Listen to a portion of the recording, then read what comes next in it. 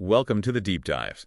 Today, we're digging into a really significant part of public service in Trinidad and Tobago, the Ministry of Rural Development and Local Government. Yeah. We'll call them the Local Gov Ministry, just to keep it simple. And it's a massive entity. You're talking about the main coordinator for all 14 municipal corporations. Plus, it oversees a workforce estimated around 21,000 people nationwide. Huge scale. Right, and the history isn't just, recent bureaucracy. It actually stretches way back. We're talking Spanish colonial times, the Royal Cabildo in 1592. Exactly. And that deep history sits alongside the modern system, which really took shape with the Municipal Corporations Act back in 1990. So they're constantly balancing that long tradition with this push for pretty radical modern change. Okay, so our mission today is to try and unpack that.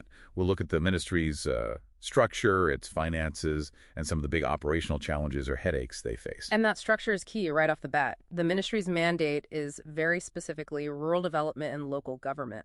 Deliberately separate from housing and urban development. Why is that split so critical, for you listening to understand? Well, because that separation, that administrative split, it creates a real risk. You can get these policy silos, meaning decisions about, say, rural roads might not connect properly with where new housing is planned nationally. It can lead to disjointed planning, and the ministry also manages what we could call the whole RDLG universe. Okay, the RDLG universe. What's in that, beyond the 14 corporations themselves? It includes two really important government agencies, special purpose enterprises, or SPEs. There's the Rural Development Company, the RDC, for infrastructure projects, and then there's the CPEP company, focused on environmental work and maintenance. And this is where things get concerning. Yeah, deeply concerning. There's a major governance crisis bubbling up, particularly within these SPEs. The sources point to this huge aha moment, specifically with CPEP.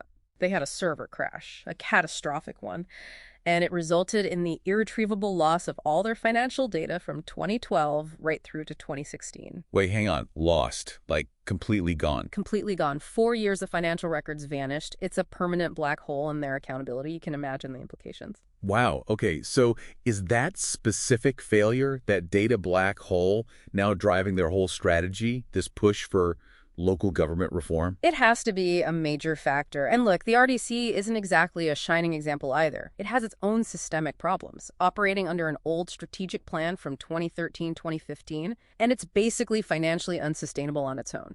So the ministry is stuck managing this whole system. While simultaneously trying to fundamentally change it, or even dismantle parts of it through reform. That sounds like guaranteed internal friction. How do you manage 21,000 people effectively when the end goal is to completely transform their roles and structures? It's tough. Part of the strategy seems to be fiscal pressure. The ministry's own budget is, well, it's stable, but it's kept tight, hovering around 4.0% of the total national budget. Right, a tight leash. Exactly. And that constraint seems deliberate. It acts as a strong financial push and incentive for those 14 municipal corporations. It forces them towards embracing autonomy, towards collecting and, importantly, retaining their own property tax revenue. And we see evidence that's starting to bite, don't we? There's already $91 million earmarked from this property tax, ready to be distributed back to the corporations, pushing them towards independence. Right. And alongside that fiscal push, there's a move towards modernizing accountability. They've launched the Local TT mobile app. Ah, yes, the app. What does it do? It lets you report local issues directly. Things like potholes, broken drains, that sort of thing. You report it straight to the relevant corporation. And that creates a public, trackable record, right? Yeah. Shows who's responding and who isn't. Smart way to increase transparency. Definitely. So you see this constant tension in the ministry's work. They're balancing these big, sometimes controversial projects like the San Fernando Waterfront Redevelopment Plan with really fundamental basic needs stuff like the National Latrine Eradication Program, two very different ends of the spectrum. So bringing it all together, what's the big takeaway for the future? This reform isn't just about laws and money, is it? It seems like a massive HR challenge, a cultural shift. Absolutely. It's huge on the human side. You've got this local government sector employing that staggering 21,000 people.